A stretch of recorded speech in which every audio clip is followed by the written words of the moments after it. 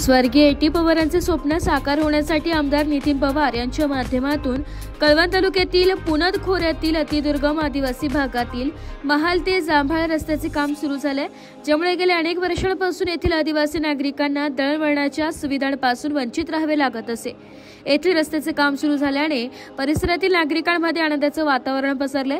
अर्जुन सागर धरणाच्या काठावर अतिदुर्गम भागात जांभाळ आणि महाल व इतर गावे वसलेली आहेत। येथील काही गावे अनेक वर्षांपासून गावात रस्ता नसल्याने स्थानिक नागरिकांना दळणवळणाच्या साधने व इतर सुखसुविधांपासून वंचित राहावे लागत आहे। येथील रस्त्याबाबत तत्कालीन आमदार स्वर्गवासी ए.टी. पवार यांचे स्वप्न कालांतराने अधुरे राहिले होते।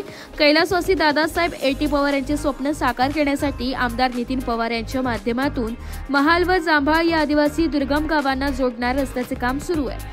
नुकतेच आमदार नितीन पवार यांनी शासकीय अधिकारी, संबंधित ठेकेदार, स्थानिक लोकप्रतिनिधी व ग्रामस्थांच्या समवेत पायी चालत रस्त्यांच्या कामाची पाहणी केली आहे। तसेच परिसरातील धुमंदर, उंबरदे, शिरसा, पुनद नगर या ठिकाणीही समक्ष भेटून कामांची पाहणी केली आहे। सदर रस्ता दर्जेदार व लवकरात लवकर पूर्ण करण्याच्या सूचना संबंधितांना देण्यात आल्या। यावेळी रघुनाथ महाजन, बापू दादा वर्डे, भगवान बागुल, विजय गांगुर्डे, शासकीय अधिकारी, ठेकेदार व परिसरातील ग्रामस्थ मोठ्या संख्येने उपस्थित होते। गेल्या अनेक वर्षांपासून कैलासवासी दादासाहेब ए.टी. पवार यांचे स्वप्न होते महाल आणि जांभाळ या गावातील रस्ता दिवंगत आमदारांच्या दूरदृष्टीच्या आणि कार्याचा भाग होता।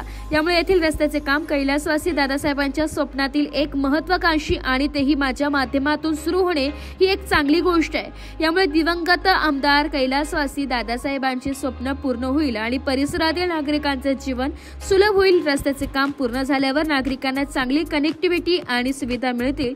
याप्रमाणेच कळवण व सुरगाणा तालुक्यातील उर्वरित रस्त्यांचे कामे मार्गी लावण्यासाठी प्रयत्न राहणार असल्याचे कळवण सुरगाणा विधानसभा मतदारसंघाचे आमदार नितीन पवार यांनी सांगितले।